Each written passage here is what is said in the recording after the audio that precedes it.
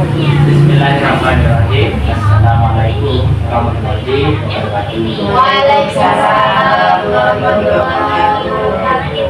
Mungkin di sini kita tidak bisa perkenalan. Saya sedikit perkenalan karena kita sudah satu sama lain. Saya di sini ingin berceramah tentang istighfar dan sholat hajat. Ceramah kali ini saya lakukan untuk menyelesaikan sebuah tugas matkul fikih dari Pak Asari karena saya tidak mampu untuk berkhutbah di sholat duha. Jadi saya ganti dengan ceramah kali ini. Ya. Bismillahirrahmanirrahim. Alhamdulillahirabbil alamin. Wassalatu wassalamu ala asyrofil anbiya wal mursalin wa ala alihi wa sahbihi ajmain. Segala puji bagi Allah Tuhan semesta alam, rahmat dan keselamatan. Semoga limpah dan semakin mulianya Nabi dan Rasul, juga atas keluarga dan para sahabat, serta kepada yang mengikuti mereka dalam kebenaran sampai hari kiamat. Adapun setelahnya, pertama-tama marilah kita panjatkan puji syukur kepada Maha Esa Rasulullah Shallallahu Alaihi Wasallam yang telah membimbing kita kepada dunia yang penuh akan ilmu pengetahuan. Amin. Kita bersyukur dapat berkumpul di pagi hari yang cerah ini dengan kenikmatan kesehatan yang masih diberikannya. Tak lupa pula sahabat dan salam semoga tercurah kepada junjungan kita Nabi Muhammad SAW, serta kepada keluarga dan sahabat-sahabatnya yang mulia. Marilah kita bersama-sama menjadi ini dengan tema yang tidak kita bahas pada kesempatan berbahagia ini, yaitu tentang apa itu sholat istighfar dan apa itu sholat hajat. Seperti kata Rasulullah di dalam hadisnya, balaku anna walau ayatan, sampaikanlah dariku walau hanya satu ayat. Jadi kita sebagai muslim diharuskan untuk menyampaikan apa yang dikatakan Rasulullah. Kita harus juga menyampaikan apa ilmu yang kita miliki kepada orang lain, walau hanya sebatas satu kalimat saja.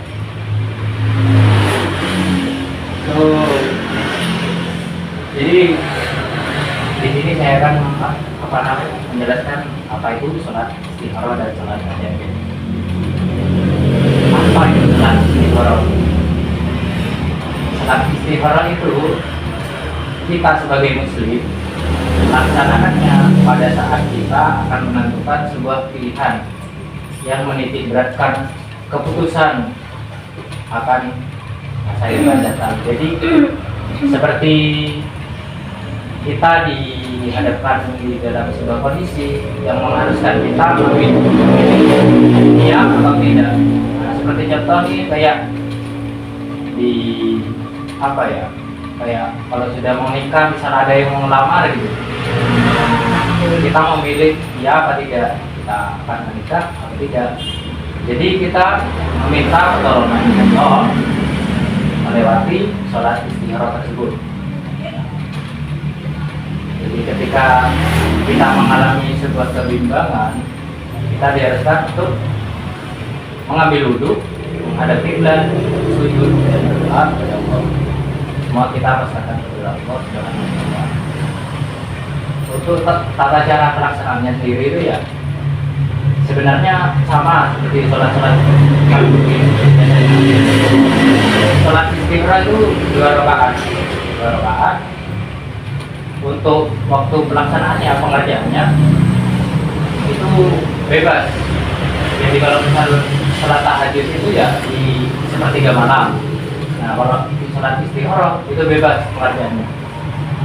Mau kamu kerjakan setelah libur, setelah asar, bisa berapa.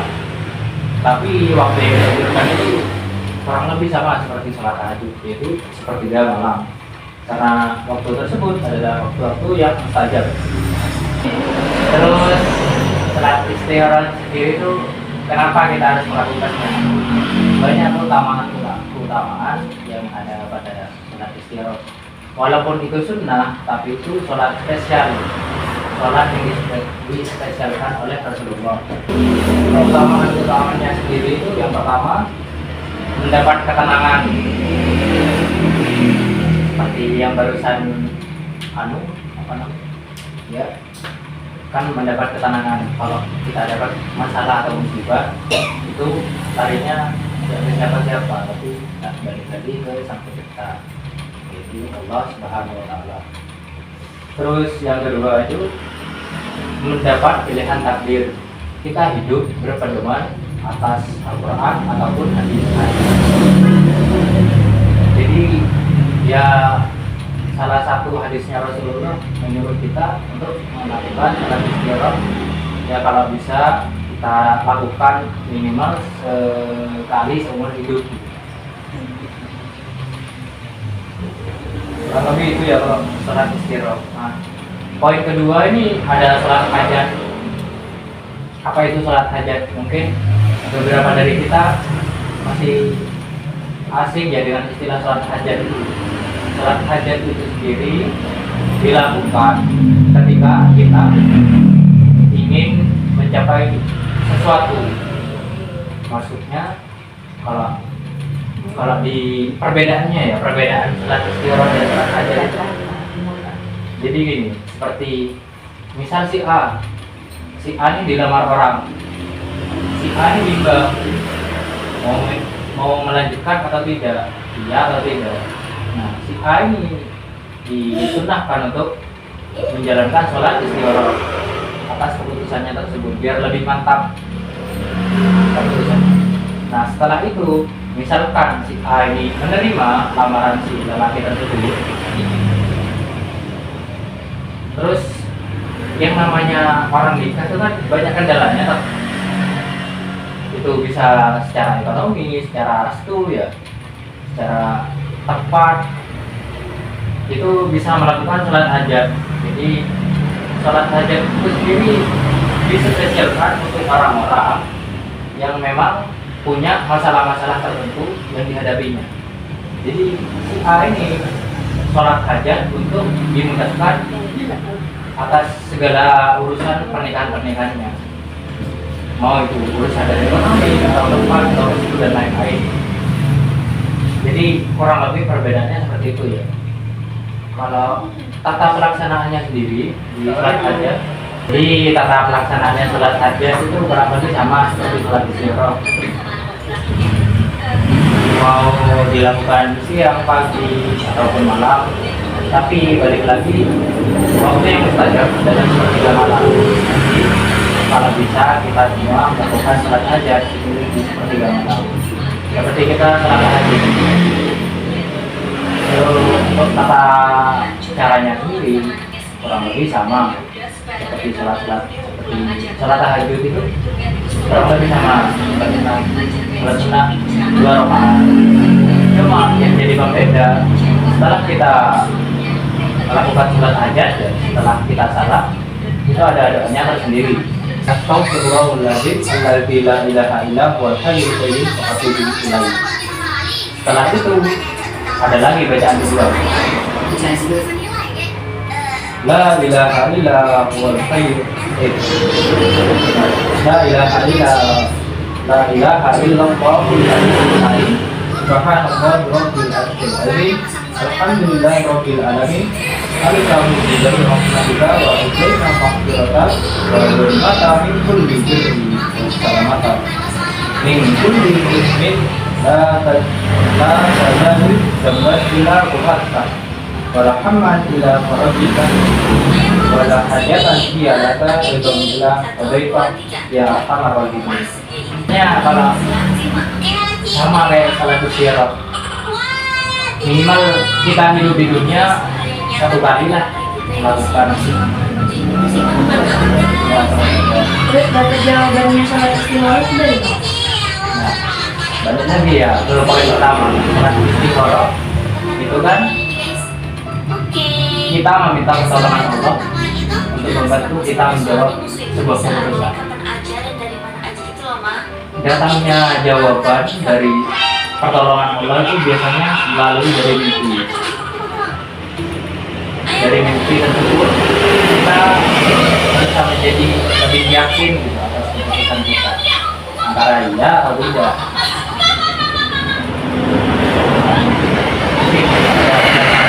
Mungkin setelah agak bingung ya, setelah sholat istihara itu kebiasaannya itu hajat terus ya.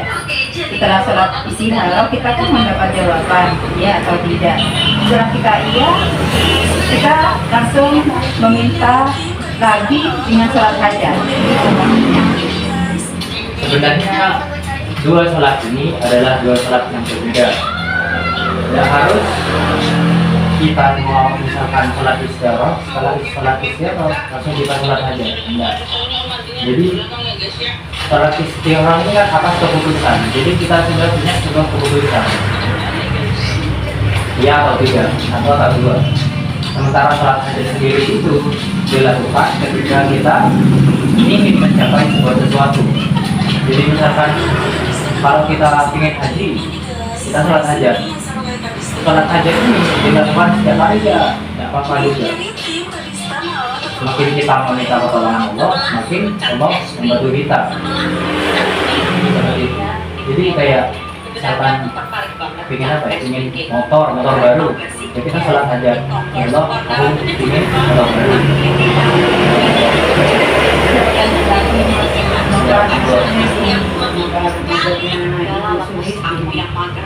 Ibu Sulis tuh ingin sebuah cita-cita, apa niatnya itu bagaimana niatnya untuk melaksanakan sholat hajat? Niatnya sendiri itu sholat hajat ini rokaat ini bila kalau untuk sholat istirahat sholat istirahat rokaat ini bila Terima kasih, semoga jawabannya. Terus kalau misal jawaban sholat istihara apa cuma lewat mimpi apa bisa dalam keadaan lain jawabannya? jadi Apa cuma dalam mimpi? ya, jadi sholat istirahat itu tidak melulu tentang jawaban dari mimpi. Jadi mungkin ada sesuatu yang membuat kita itu lebih mungkin, entah itu perkataan dari seseorang atau lainnya. Pokoknya selain mimpi itu juga bisa Yang memperkuat itu, yang memperkuat. memperkuat keyakinan kita untuk apa ya, jawaban dari Allah ya. Karena kalau Allah menolong kita itu bisa dari berbagai cara, bisa dari pertolongan dari dalam air atau dari manapun itu, dan kita tidak akan sangka-sangka datangnya dari mana. Sebagai kata banyak sih, silakan bertanya.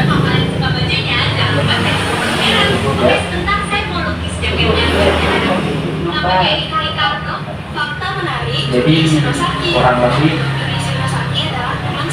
ceramah tentang sholat istirahat dan sholat hajat. Sekian, terima kasih atas hadirin yang telah berpartisipasi pada ceramah kali ini. Semoga kita selalu mendapatkan syafaat dari Rasulullah SAW. Assalamualaikum warahmatullahi wabarakatuh. Waalaikumsalam.